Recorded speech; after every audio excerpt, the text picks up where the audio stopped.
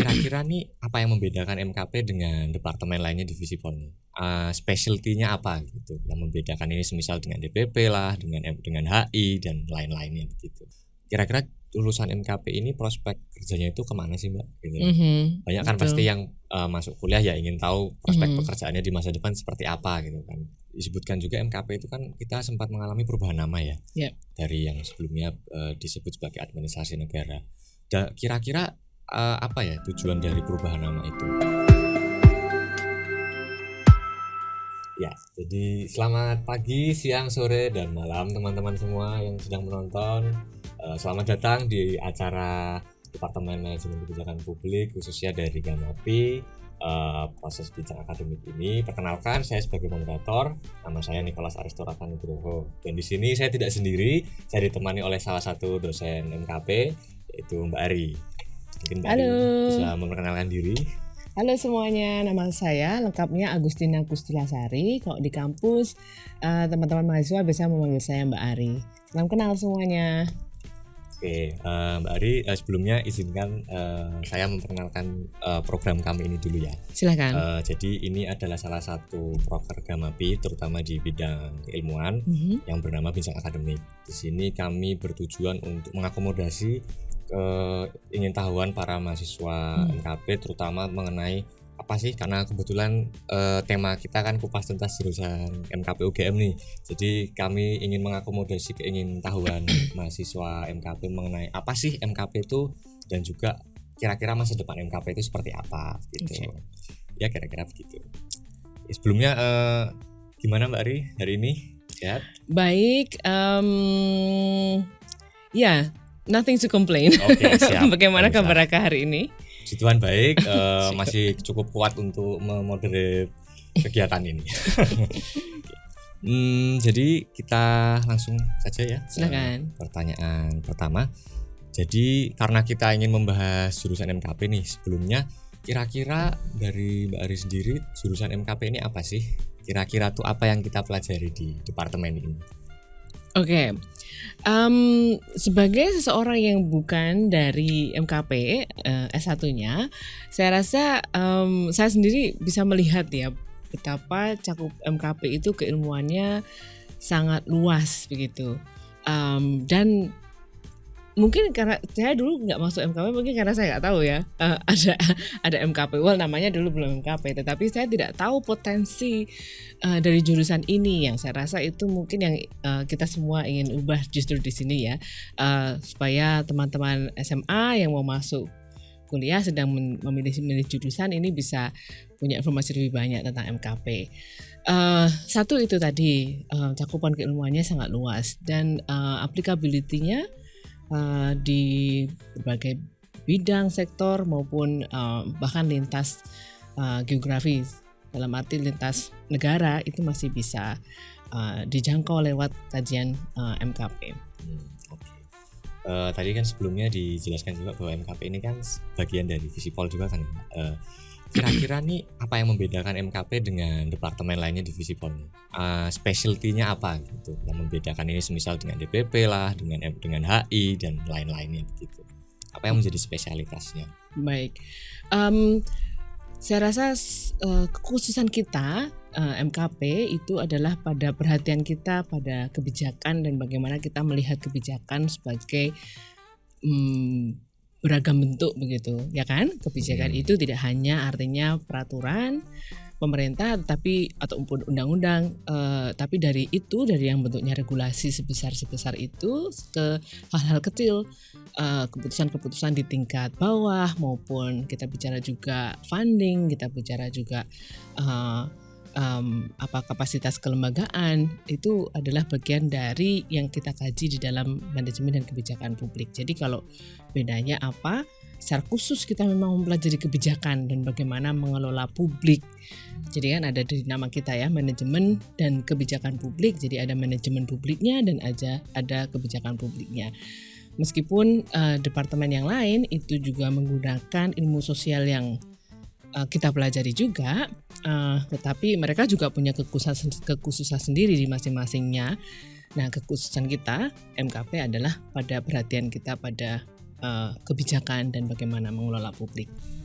Jadi kita mempelajari banyak sektor ya Mbak, banyak faktor-faktor yang kita kaji dalam departemen ini ya. Ya, kita mendalam sekali ya terkait dengan kebijakan dan kalau katakanlah misalnya bagaimana kita mengenal kerja birokrasi dan birokrasi itu sendiri, saya rasa MKP tentu saja lebih mestinya lebih familiar dibanding misalnya dengan departemen-departemen yang lain. Oh ya. Ya. Oke. Dan sebelumnya kan ini ya Mbak, disebutkan juga MKP itu kan kita sempat mengalami perubahan nama ya. Ya. Dari yang sebelumnya disebut sebagai administrasi negara. Kira-kira apa ya tujuan dari perubahan nama itu? Baik, administrasi negara sebagai nama di awal sendiri sebenarnya itu baik ya.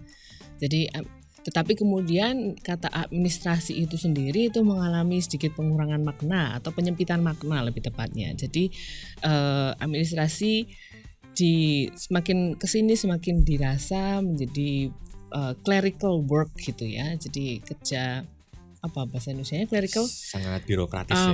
Kerja yang seperti mengetik begitu saja, paperwork.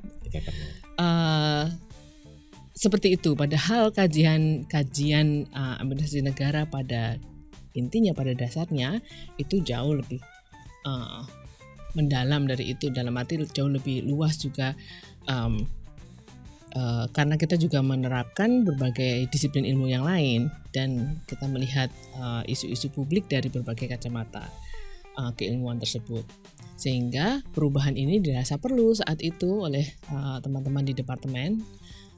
Saya belum ada di sini saat itu, tetapi kalau mendengar cerita dari Bapak Ibu dosen yang saat itu melalui proses perubahan ini, itu memang perubahan yang dirasa memang sungguh perlu dan memang sudah waktunya kita berubah, sehingga perubahan itu juga kemudian membawa ini ya, selain juga untuk menarik mahasiswa yang tertarik di bidang dan juga meneguhkan kembali, mengklarifikasi arti atau skop keilmuan kita dalam manajemen dan kebijakan publik. Jadi untuk mengubah perspektif gitu ya Mbak, bahwasannya administrasi negara ataupun itu tidak hanya sebatas sebagai paperwork begitu ya. Sebenarnya lebih kepada mengembalikan kepada yang sebenarnya keilmuannya awalnya seperti itu, tapi kemudian istilah administrasi itu sendiri mengalami penyempitan makna. Nah, kita buka lagi dengan mengganti istilah ini supaya kemudian memang mewakili keluasan, kedalaman dari kajian kita gitu. itu sendiri. Oke, berarti istilahnya adalah kita menciptakan kembali, melahirkan kembali administrasi negara. Betul, betul. Oke, ya itu cukup. Dan ilmu MKP sendiri ini kan cukup relevan ya, apalagi hubungannya dengan cara mengatur negara. Jadi tentu perlu ada readjustment lah. Itu bahwasannya agar orang-orang menjadi lebih paham juga gitu. Ya. Oke. Lalu kita lanjut ke gini Mbak. MKP sendiri ini kan suatu ilmu yang mempelajari tentang kebijakan. Ya. Dan kebijakan dalam pemerintahan itu pasti akan selalu ada hubungannya atau relasinya dengan politik. Dan dimana kita tahu sendiri bahwa politik itu kan suatu conflict of interest gitu ya. Jadi kira-kira nih, bagaimana kita bisa menerapkan ilmu MKP ini, ilmu manajemen kebijakan publik kita, dengan adanya berbagai macam konflik of interest di dalam pemerintahan gitu. Baik, dulu di dalam paradigma yang kita sebut sebagai OPA, Old Public Administration, memang Woodrow Wilson kan mengusulkan ada dikotomi antara publik dan politik gitu ya, policy dan politics. Yang kemudian tentu saja seperti yang teman-teman di MKP ketahui, paradigmanya kita sudah berubah ya, sudah shifting kepada itu tidak realistis memisahkan antara kebijakan dan politik. Apalagi di sekarang ini kita melihat bagaimana kedua hal ini saling kadang-kala overlapping, kadang-kala bersinggungan saja. Tapi juga kadang-kala terasa seperti jauh berbeda juga begitu ya. Sehingga saya rasa paradigma yang baru dalam public administration itu membantu kita untuk melihat ketersinggungan ini, keterkaitan ini dengan lebih baik begitu. Dan justru menurut saya memperkaya diskusi kita di dalam kelas maupun dalam kajian kita ketika kita melakukan riset ya. To put it simply seperti ini. Jadi ketika politik bekerja, kebijakan itu jalan terus kadang-kala, seringkali kan begitu. Tapi meskipun kadang-kala kebijakan ini diintervensi oleh beberapa agenda politik begitu ya. Nah, seringkali mungkin teman-teman di MKP merasa kayak nggak ada gunanya nih memahami tentang. Pada akhirnya juga kita akan kalah gitu ya, kan saya paham. Saya paham itu. Kami sangat memahami itu, perasaan seperti kayak kita inginnya membangun sebuah kebijakan yang sangat yang baik, evidence based misalnya, dengan pertimbangan etika dan pertimbangan yang lain yang kita pandang perlu, tetapi kemudian seringkali rasanya kok ada aja agenda politik yang menginterupsi atau istilahnya kemudian membuatnya tidak jadi gitu ya. Nah, saya rasa dalam situasi yang seperti ini itu saya mau mengajak teman-teman mahasiswa dan juga teman-teman yang mau belajar MKP ini justru sebenarnya adalah waktu yang sangat menarik gitu kan, untuk kita pelajari gitu apa yang sebenarnya terjadi ini, adakah perubahan menuju sesuatu yang baru, suatu praktek-praktek kebijakan yang baru, cara memandang kebijakan yang baru, mungkinkah ini yang sedang terjadi. Jadi ini adalah sebuah kesempatan untuk mengkaji lebih dalam, terlebih dalam konteks MKP ini saya rasa indigenous public policy dalam konteks Indonesia itu keilmuannya masih belum cukup solid nih. Jadi ini sekaligus mengundang rekan-rekan muda semuanya untuk kita berpikir PA di dalam atau administrasi publik di konteks Indonesia, what works and what doesn't work gitu. Dalam konteks kaitannya dengan dinamika politik di Indonesia juga begitu. Jadi siapa tahu memang teori, konsep, dan semua penjelasan yang ditawarkan oleh literatur barat itu misalnya tidak cukup menjelaskan apa yang terjadi di Indonesia saat ini. Tidak representatif terhadap kondisi kita. Ya, tidak cukup bisa menjelaskan karena sepertinya kok this is not working as what is supposed to be gitu kan. Jadi ini adalah kesempatan kita untuk menggali lebih dalam dan mungkin memunculkan indigenous public policy dari konteks Indonesia. Kita membangun dasar yang kuat dulu ya berarti. Membangun dasar keilmuan terkait Indonesia, jadi kebijakan publik di Indonesia, manajemen publik di Indonesia gitu. Yang mungkin ada samaannya juga dengan beberapa negara tetangga kita yang juga mengalami tantangan yang kurang lebih sama misalnya. Jadi ada Southeast Asian public policy somehow, kemudian itu ya dapat polanya begitu ya. Oke. Berarti kan kita kira-kira menempuh departemen MKP jurusan MKP ini sekitar 3,5 sampai 4 tahun gitu ya Mbak. Kira-kira nih ketika kita sudah lulus, kita sudah mulai masuk dalam dunia kerja, apa yang mungkin berubah dari pemahaman kita tentang teori itu? Karena kita tahu sendiri teori dan praktik itu kan sangat berbeda begitu ya. Kira-kira bagaimana kita menghadapi hal seperti itu? Oke, baik. Perubahan itu pasti ada ya kebetulan ya, dan kecil maupun besar perubahannya. Tetapi juga ketahuilah di antara perubahan itu ada prinsip-prinsip fundamental yang tetap tidak berubah. Ya kan? Nilai-nilai kepublikan yang kita perjuangkan itu tetap sama. Sehingga meskipun ada perubahan-perubahan dalam konteks mungkin technicalitiesnya gitu, misalnya perubahan kementerian ya kan, itu kemudian melihat kerja birokrasi berubah seperti itu, alur berubah, sehingga teman-teman yang tadinya mungkin berkunjung ke kementerian kelembagaan yang mana sudah melihat cara kerjanya seperti itu, kemudian ketika bekerja kok nggak seperti itu gitu. Tetapi sekali lagi di antara perubahan itu ada hal-hal yang prinsipil yang tidak berubah, yang terkait dengan apa yang kita perjuangkan di dalam pengelolaan publik, dalam kebijakan publik. Jadi di MKP ini kita menanamkan idealisme kita agar kita bisa melakukan praktik yang sewajarnya dan memang berguna bagi orang lain gitu. Iya, tentu saja. Misalnya contohnya kebijakan publik yang etis, ya kan, yang ethical. Ada kita itu salah satu yang kita pelajari di MKP kan. Kita melihat sebuah kebijakan itu etis nggak sih ini kebijakan ini. Dan tentu saja kita melihatnya dari apakah ini sesuai dengan hak asasi manusia, apakah ini mendorong perubahan ke arah lebih baik, pengentasan kemiskinan, kesetaraan gender, dan hal-hal seperti itu yang menjadi perjuangan kita semua sebaiknya sebagai negara kan, dan juga kesatuan Indonesia dan kesejahteraan semua warga Indonesia, ketika mengatasi ketimpangan yang ada, itu hal-hal itu yang kita perjuangkan dan itulah yang tidak akan berubah, belum akan berubah setidaknya dalam banyak dekade ke depan. Ya, dalam sejarah kemanusiaan saya rasa itu masih akan menjadi nilai-nilai yang sama. Berarti menurut Mbak Ari sendiri, wajarkah bahwasannya politisi ataupun pemangku kebijakan itu menanamkan suatu sifat mereka bekerja sebagai seorang pelayan gitu? Karena kan mereka sebagai pemangku kebijakan seharusnya melayani apa yang menjadi keinginan masyarakat umum gitu.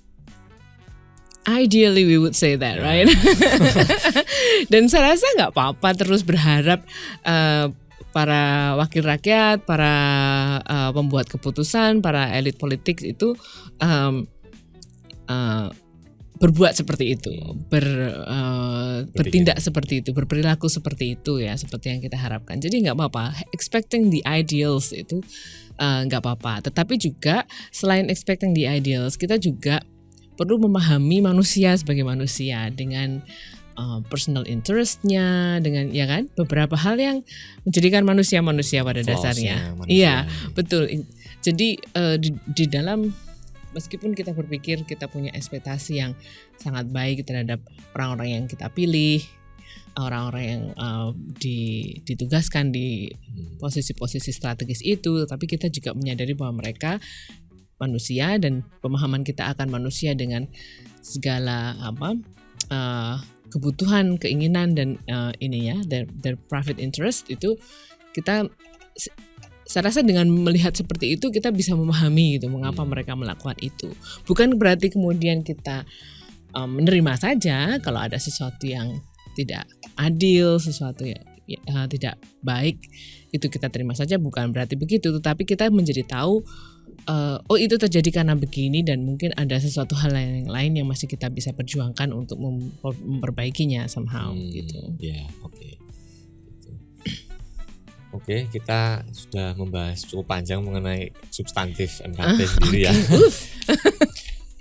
Jadi akan coba saya ubah pertanyaannya. Kita tadi kan sudah cukup membahas kira-kira apa sih yang dipelajari di MKP itu sendiri dan apa relevansinya di dunia praktikal nanti. Yang ingin saya tanyakan kali ini sih Mbak, bahwasannya kira-kira lulusan MKP ini prospek kerjanya itu kemana sih Mbak? Gitu. Banyak kan pasti yang masuk kuliah ya ingin tahu prospek pekerjaannya di masa depan seperti apa gitu kan.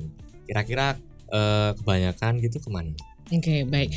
Sebelum saya jawab pertanyaan itu, saya ingat kalau tiap kali saya misalnya diminta departemen untuk memperkenalkan MKP ke teman-teman SMA gitu ya, siswa-siswa SMA.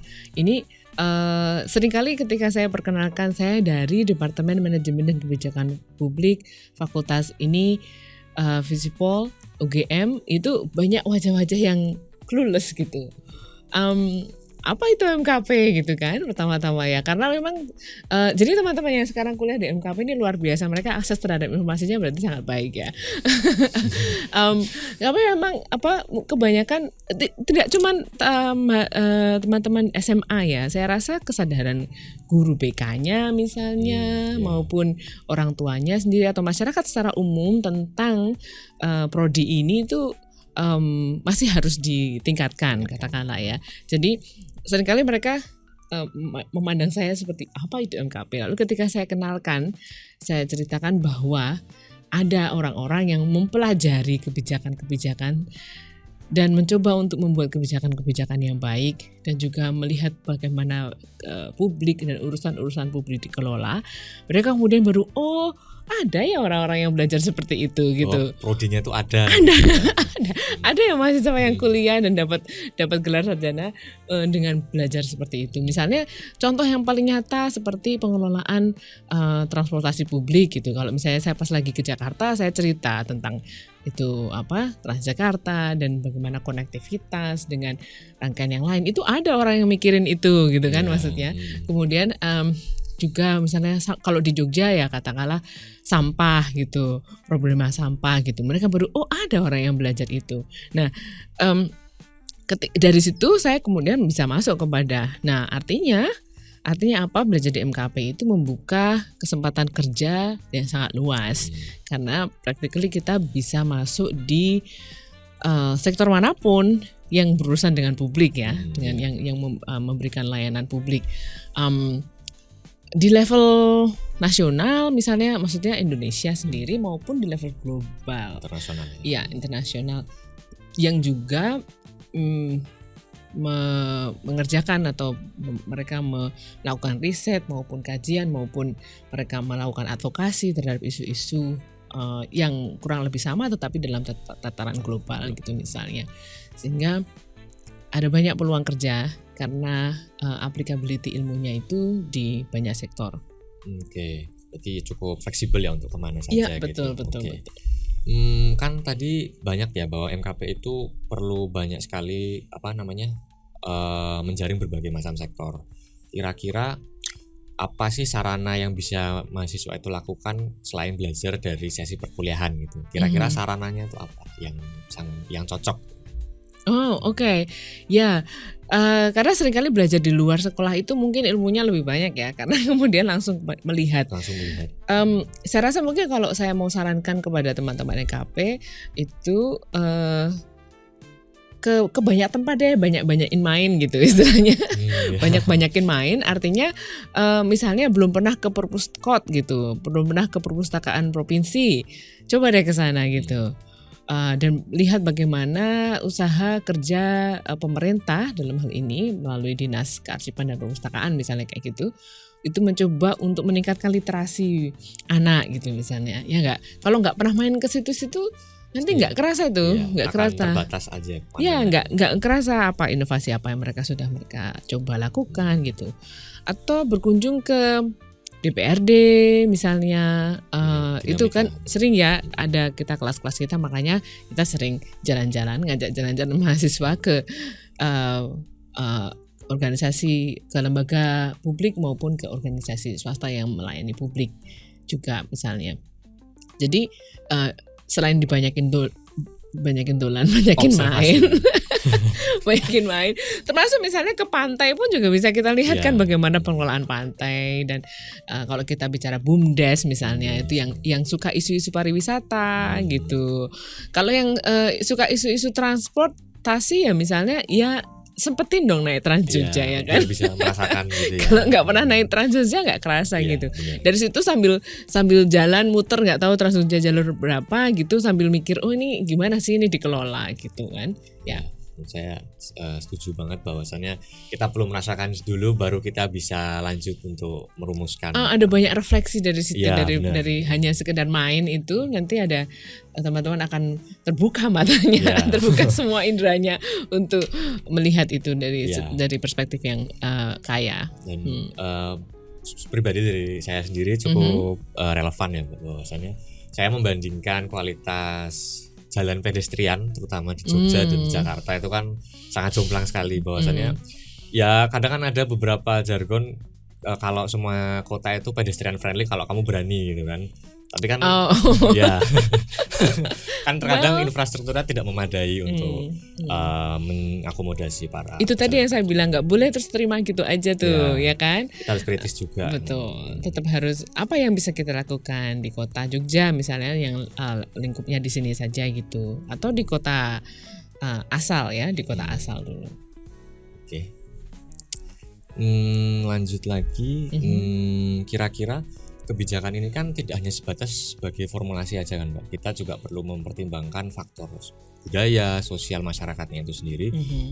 Kira-kira implementasi di Indonesia ini sudah cukup menjaring faktor-faktor itu belum? Bahwasannya faktor budaya, faktor sosialnya itu sudah cukup dipertimbangkan, bahkan termasuk faktor ekonomi. Ya sebagai contoh aja kita mengambil studi kasus MBG gitu ya misalnya, bahwasannya kan ini kebijakan yang cukup kontroversial karena asalnya banyak sekali keterbatasan yang sekarang dihadapi. Ya, tentu saja kita berharap setiap kebijakan terutama yang berdampak pada lokal itu memperhatikan kearifan lokal, memperhatikan tradisi dan budaya di tempat itu.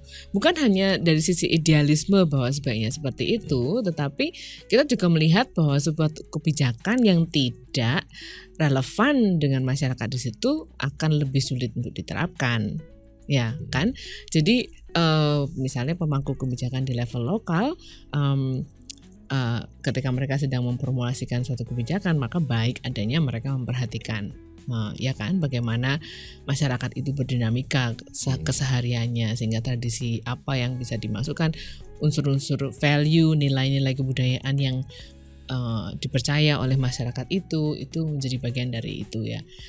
Konservasi lingkungan itu hal yang sangat yang sangat baik untuk memperhatikan itu ya kan, kita memperhatikan apa pencaharian mata pencaharian masyarakat di daerah situ.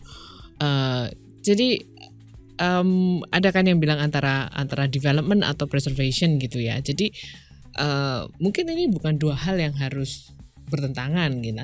Maksudnya jadi development bisa berjalan sejalan dengan preservasi lingkungan dan perlindungan lingkungan seperti itu. Yang mana itu saya rasa sangat baik jika melibatkan masyarakat lokal dan juga mempertimbangkan budaya maupun tradisi di daerah itu begitu.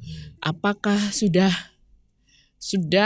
atau belum? Nah, itu kembali lagi. Saya rasa to some extent saya rasa kita perlu mengakui sudah usaha-usaha ke sana ya di beberapa contoh, tetapi outcome-nya belum sesuai dengan tentu saja ada beberapa hal yang masih harus kita perbaiki gitu, masih harus kita pantau bersama, kita kawal bersama begitu. Perlu ada pengembangan lebih lanjut ya. Ya, perlu ada perbaikan. Intinya mungkin poinnya adalah jangan menyerah. Jangan menyerah. Kerja kebijakan itu harus terus berjalan. Jadi misalnya ya kepentok sini kita cari kiri kanan, kiri dikit kah, belok kanan dikit kah. Tapi kita terus kepada apa nilai yang kita perjuangkan itu. Berarti itu kan salah satu dinamika yang akan dihadapi ketika kita lulus besok, betul. Kira-kira kan kita tadi mendengar bahwa itu sangat kompleks ya, dan mungkin di satu sisi orang menganggap itu cukup sulit gitu kan. Kira-kira nih dari Departemen MKP sendiri, apakah para fresh graduate-nya atau para lulusan S1 ini memiliki sarana ya untuk misalnya berinteraksi dengan para alumni ataupun juga mengembangkan kurikulum MKP ini melalui para alumni itu sendiri? Ya tentu saja nanti jejaring alumni sudah langsung menangkap kalian begitu lulus saya rasa ya kan, karena kita punya jejaring alumni yang sangat kuat. Selain itu juga masukan dari alumni itu merupakan bagian dari yang kita pertimbangkan dalam pengembangan kurikulum. Tentu saja. Jadi alumni maupun para stakeholders yang lainnya, masukan-masukan dari mereka itu sangat berarti bagi kita untuk melihat, oh ini sudah saatnya kita mereview kurikulum, maka kita lihat, kita cari masukan dari mereka, kita lihat apakah kurikulum kita masih sesuai atau perlu ada penyesuaian gitu. Alumni sebagai salah satu aktor berarti ya? Ya, salah satu yang memberi kita masukan. Jadi ketika besok kamu sudah lulus, sudah kerja, jangan khawatir, apapun masukanmu akan kita dengarkan. Tentu saja. Oke. Lanjut. Sekarang kan kita berada di dunia yang sangat terdigitalisasi ya. Kira-kira nih bagaimana proses digitalisasi kita ini, proses perkembangan teknologi kita yang sangat rapid lah ya, itu mempengaruhi kurikulum MKP itu sendiri. Karena kan tadi sebelumnya dipengaruhi oleh alumni, sekarang dipengaruhi oleh faktor zaman. Iya. Kita mengalami pelonjakan yaitu dari kemarin pandemik itu kan. Kita sebagian dari kita dipaksa harus mengajar online, yang mana disrupsi kita sebutnya itu seperti ini kadang-kala diperlukan. Tapi selain itu juga saya rasa perkembangan teknologi digital maupun misalnya generative AI dan lain sebagainya itu sesuatu yang memang dialami ya, maksudnya mahasiswa kita sendiri berinteraksi dengan itu dan sehingga menghadapi permasalahan itu juga. Ya, dan sehingga kita sebagai departemen itu dalam arti menyesuaikan itu maksudnya adalah bahwa kita pun juga terdampak gitu kan, bukan terdampak tapi kita pun juga memanfaatkan perkembangan teknologi itu sejauh yang mana kita perlu gitu kan. Tentu saja kita menyadari bahwa misalnya mahasiswa itu gawai yang dia miliki itu sudah merupakan sesuatu yang mereka gunakan dalam keseharian. Sehingga kalau misalnya di kelas tiba-tiba saya minta mahasiswa untuk menulis sesuatu itu saya mungkin agak ini kadang-kala nggak punya kertas, nggak punya pulpen. karena mahasiswa generasi sekarang sepertinya itu apa-apa mengerjakannya di laptop gitu misalnya ya. Jadi itu pergeseran-pergeseran yang saya rasa tidak perlu dipandang sebagai sebagai suatu hal yang buruk, atau memang perlu dicari saja solusinya. Kemudian apakah simply sebelum seminggu sebelumnya saya bilang minggu depan teman-teman harus bawa kertas dan pulpen gitu misalnya ya kan, itu sesuatu yang masih bisa tidak perlu dianggap sebagai sesuatu yang ya buruk gitu, kayak generasi sekarang gimana sih gitu gitu sebagai proses adaptasi lah ya. Iya, perubahan zaman ya seperti ini ya, sangat relevan sekali dengan generasi saat ini. Oke, selanjutnya kira-kira nih Mbak, kan kita barusan membahas tentang digitalisasi, dan proses digitalisasi di Indonesia ini tentunya tidak mulus dan pasti banyak tantangannya. Sebagai contoh lah, kita mengambil studi kasus Cortex, di mana itu platform yang sangat tidak optimal dan menjadi bukti adanya permasalahan dalam kebijakan Indonesia. Nah, kira-kira ini tuh akar permasalahannya dari mana ya Mbak? Apakah ini permasalahan kapasitas SDM pemangku kebijakannya, atau memang desain kebijakannya itu sendiri yang tidak proporsional gitu? Dalam Cortex sendiri, I may not be the right person to answer this question, tetapi secara umum di dalam konteks yang kurang lebih sama seperti itu, saya rasa faktornya lebih dari satu bisa jadi Raka. Bisa jadi ya karena yang kamu sebut tadi, kapasitas SDM-nya tidak memenuhi atau kurang tepat memenuhi apa yang dibutuhkan. Bisa juga formulasi atau desain kebijakannya yang juga masih belum baik, masih belum sempurna gitu, tentu saja ya. Jadi ada kemungkinan ada banyak faktor, tetapi juga that is not the end of it ya kan. Kalaupun misalnya katakanlah sekarang Cortex itu diluncurkan, bahkan kebijakan yang sekontroversial MBG misalnya, bagi kita kontroversial meskipun mungkin bagi yang lain pendukungnya tidak kontroversial ya. Kita perlu menyadari bahwa kita hidup bersama di masyarakat bersama dengan orang-orang juga yang mungkin tidak menganggap hal itu sesuatu yang buruk. Karena perspektif orang berbeda. Betul sekali. Jadi apakah kemudian kalau misalnya saya ketemu dengan ibu-ibu di RT saya gitu yang kemudian mendukung MBG, saya kemudian marah-marah sama dia? Enggak juga. Tidak juga. Perbedaan pendapat tentu saja mungkin terjadi ya. Kita kan penduduk Indonesia ya, lebih dari 200 juta. Jadi otomatis ada perbedaan-perbedaan, ini wajar saja. Yang perlu kita lihat adalah kalau misalnya kita mau mengadvokasikan sesuatu yang baik ya, berarti artinya kan kita memang harus menggait orang-orang ini ya supaya advokasi kita berjalan dengan baik gitu misalnya. Iya betul sekali. Jadi, dan memahami bahwa setiap orang itu punya pendapat, setiap orang memiliki pandangan, tentu saja baik gitu, bahwa kan tidak semua orang sama seperti saya gitu. Tapi ada satu hal yang memang saya rasa perlu tetap menjadi kayak baseline ditingkatkan adalah literasi dan pendidikan pada dasarnya ya. Karena masyarakat yang terdidik, masyarakat dengan literasi yang tinggi itu memungkinkan negara memiliki ruang-ruang diskusi yang baik juga gitu. Karena masyarakat yang kritis pasti juga akan membentuk negara yang maju. Betul sekali. Semakin banyak orang yang dismisif, semakin banyak orang yang tidak menganggap hal itu penting, misalnya semakin orang menganggap sesuatu yang kayak hanya yang kalau baik bagi saya ya sudah baik bagi saya, meskipun itu mungkin merugikan yang lain. Hal ini tidak akan baik gitu bagi negara kita secara keseluruhan ya. Jadi Oke, berbeda pendapat boleh, tetapi saya rasa satu hal yang masih terus kita harus bangun bersama adalah itu tadi, pendidikan dan literasi. Pendidikan secara keseluruhan ya, saya tidak sekedar bicara pendidikan formal, tetapi juga pendidikan non formal, informal, pendidikan sepanjang hayat pada dasarnya. Dan masyarakat itu sendiri kan merupakan nanti yang akan menjadi pemerintahan itu sendiri kan, Mbak, bahwasannya generasi kalian. Iya. Dan pemerintah itu kan tidak langsung adalah cerminan dari masyarakatnya sendiri. Harapannya demikian. Terus dalam MKP ini sendiri kan kita tadi berbahas mengenai bagaimana kita mengakomodasi dan perbedaan pendapat di masyarakat. Kira-kira apakah di Departemen MKP ini kita bisa belajar mengenai ilmu negosiasi yang sesuai dalam bidang kita dan tentu saja dalam kepentingan interest kita juga gitu. Tentu saja ada beberapa mata kuliah yang memungkinkan kalian untuk belajar itu, ya kan? Saya mungkin tidak ingat betul nama mata kuliahnya karena mungkin saya nggak mengajar, tapi pasti ada advokasi kebijakan, ya kan? Salah satunya itu di mana kita bisa melakukan itu.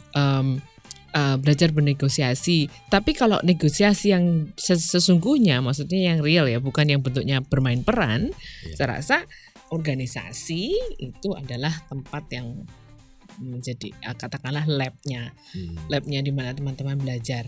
Negosiasi dalam arti negosiasi dengan sesama rekan di organisasi maupun dengan organisasi lain maupun dengan institusi. Ya kan, ketika teman-teman harus melakukan sesuatu dan mendapat dukungan departemen, tentu saja itu kan bagian dari kita teman-teman mengajukan sesuatu, departemen berpandangan seperti apa gitu kan. Memberikan perspektif. Ya, jadi banyakin berorganisasi juga ya kan.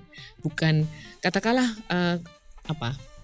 istilah leadership itu kadang-kadang juga dipahami secara sempit ya. Bukan berarti kalau kalian tidak menjadi ketua Gamapi misalnya, itu artinya kalian tidak memiliki leadership. Ya kan, leadership itu seperti teman-teman mungkin pelajari di kelas leadership sendiri, tetapi leadership itu tidak melulu seseorang hanya orang yang berdiri di atau yang namanya disebut di dalam struktur organisasi. Tidak sebatas jabatan gitu ya. Everybody can be a leader at some point gitu kan, at a certain time, a certain moment gitu. Atau leadership, just simply personal leadership, knowing apa yang bisa aku lakukan, apa yang bisa aku kontribusikan, sense of belonging pada organisasi itu merupakan bagian-bagian dari leadership.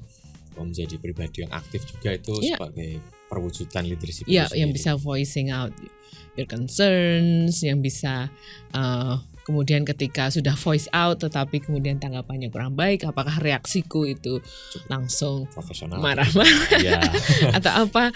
Yang mana ekspresi seperti itu tuh kan ya kan di ruang aman itu baik-baik saja, memang nggak apa-apa gitu ya.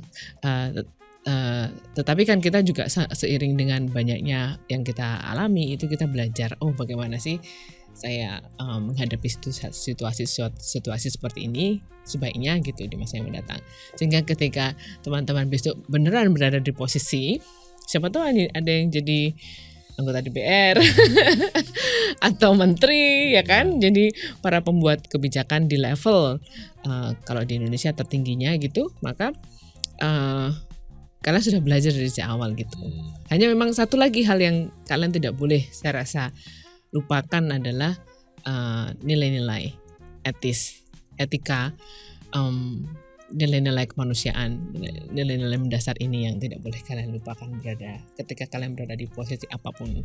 Tetap memanusiakan manusia ya. Ya tentu saja. Sangat humanis.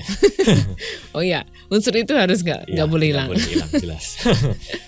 Oke, berarti karena tadi kan berarti ada ilmu yang mempelajari tentang negosiasi sendiri, kira-kira apakah prospek dari jurusan MKP ini juga kita bisa menjadi seorang pelobi atau istilahnya itu lobbyist gitu? Bisa saja. Sebagai sebuah prospek. Betul. Mulai dari mendukung suatu gerakan yang kalian sukai atau setujui gitu misalnya ya kan. Dari situ kalian akan mengetahui bahwa kalau kalian mau membuat suatu perubahan atau mau melihat suatu perubahan terjadi, itu ternyata bukan kerja semalam ya kan, bukan hasil kerja semalam, sehingga kalian teman-teman bisa melihat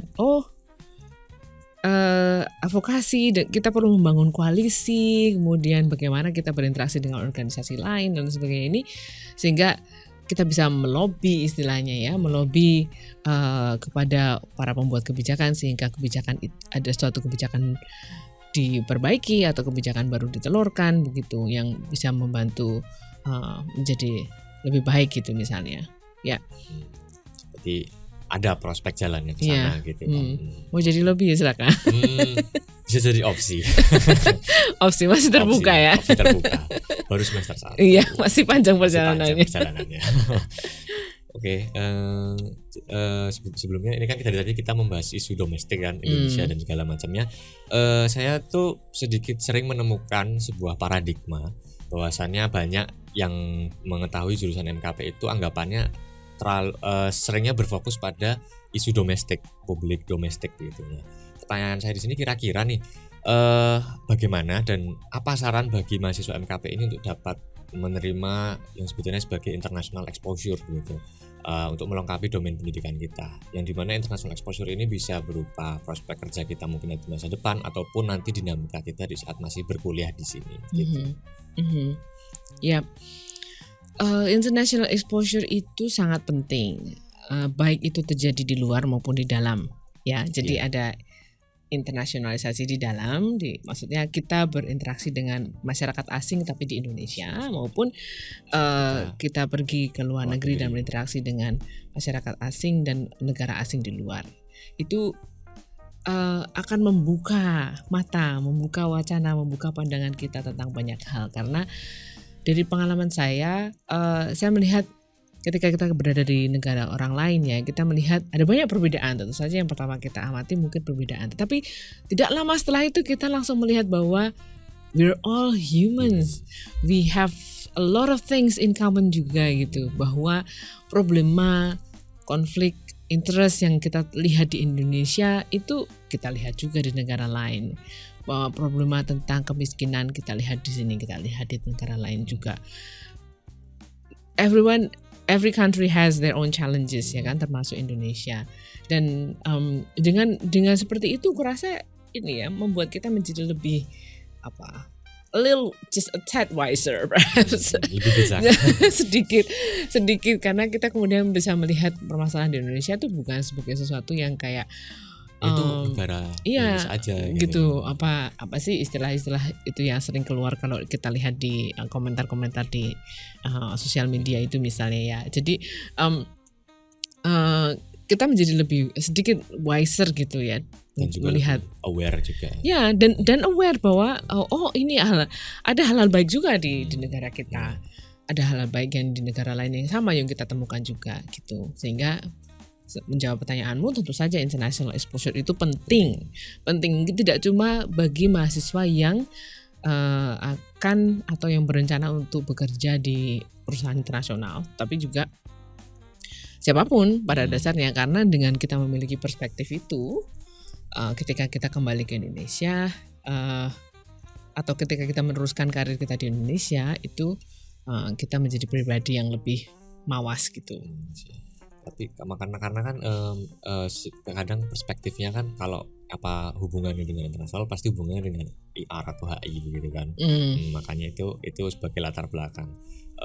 Namun kira-kira ini apa sih sarannya untuk menerima international exposure itu? Tadi kan kita membahas esensi pentingnya. Kira-kira saran menggapainya bagaimana?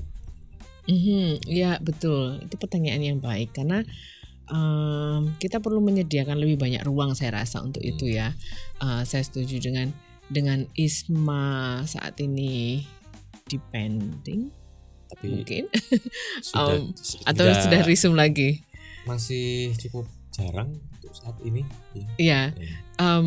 Anyway, kesempatan-kesempatan seperti itu perlu kita perjuangkan lebih jauh lagi. Tapi juga kesempatan, kan salah satu kritiknya yang dalam konteks ISMA adalah bahwa program ini meskipun kita kira cukup inklusif, tetapi ternyata tidak cukup inklusif gitu kan.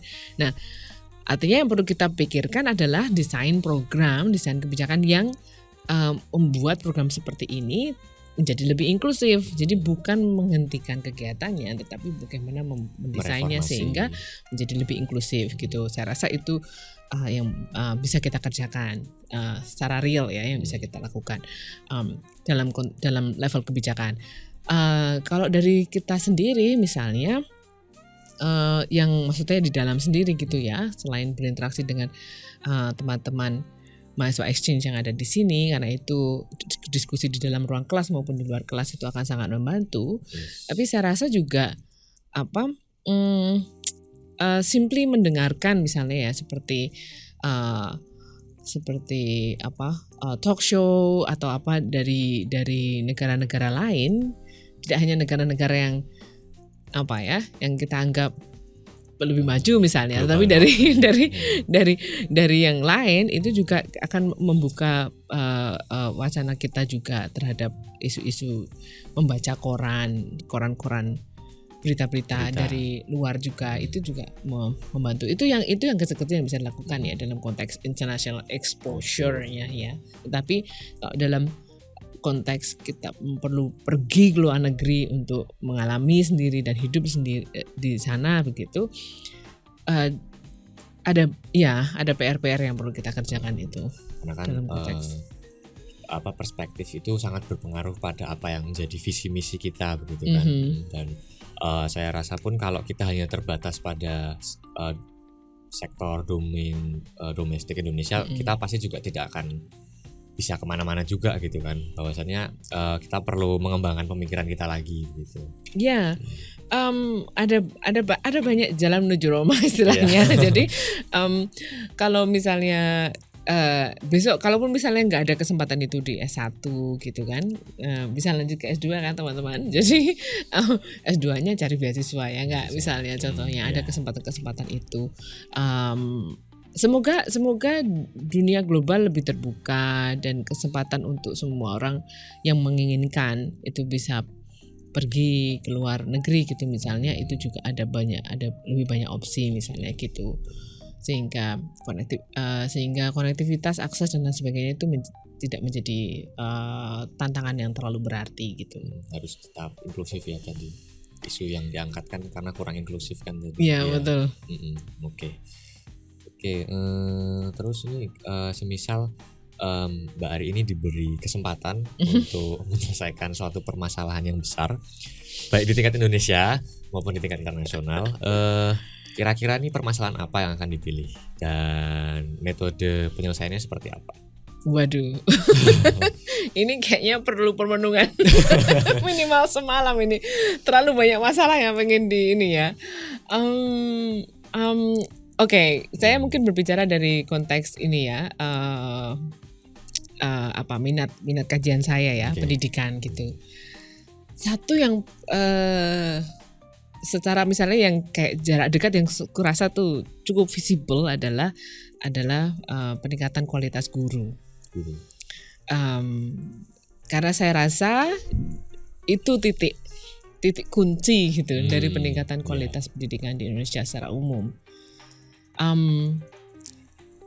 Teman-teman teman-teman para pegiat isu-isu kebijakan pendidikan itu, isu-isu pendidikan secara umumnya itu sudah banyak itu. Mereka sudah mencoba memikirkan bagaimana nih caranya ya kan meningkatkan kualitas guru yang menyeluruh, yang nggak cuma di Jawa saja misalnya, juga di daerah lain di Indonesia.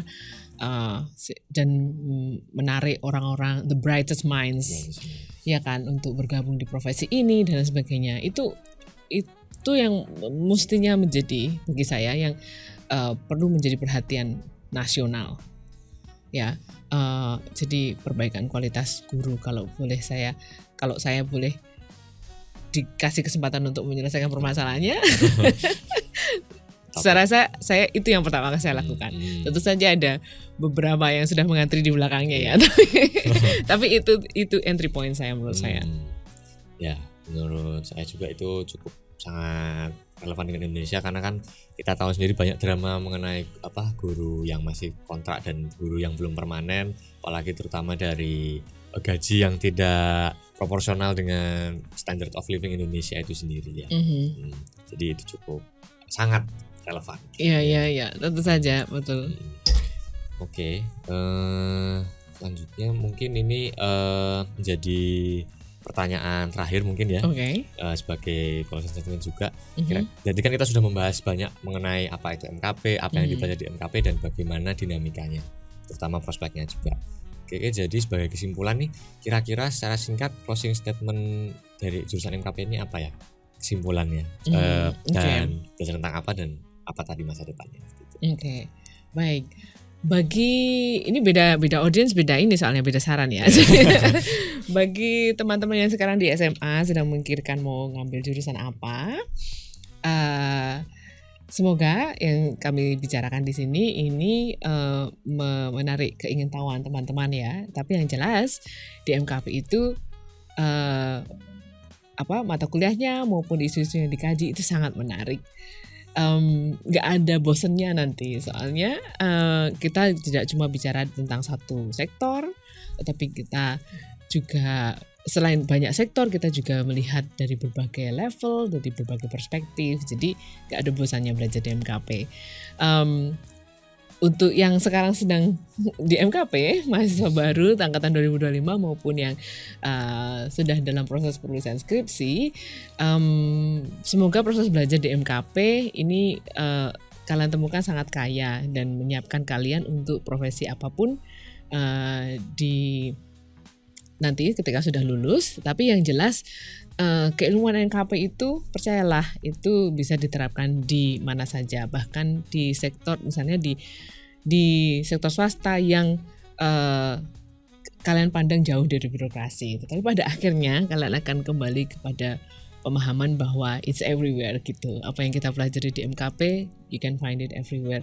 Dan terlebih dari itu juga bagi mahasiswa yang sekarang masih baru-baru dan belum banyak terlibat aktivitas atau kegiatan mahasiswa yang lain, ini nih di ekstrakurikulernya ini tuh juga sangat penting gitu ya, selain apa yang di kelas, karena apa yang kalian alami di luar itu bisa memperkaya diskusi di kelas juga.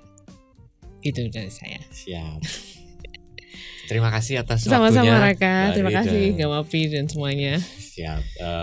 Sebelumnya terima kasih juga bagi yang sudah menonton. Semoga apa yang menjadi perbincangan kami ini bisa menarik perhatian kalian juga. Dan semoga yang masih SMA, yang masih menginginkan join di Visipol UGM ini bisa memilih MKP dan menjadi jurusan impiannya. Sekian dari kami, terima kasih.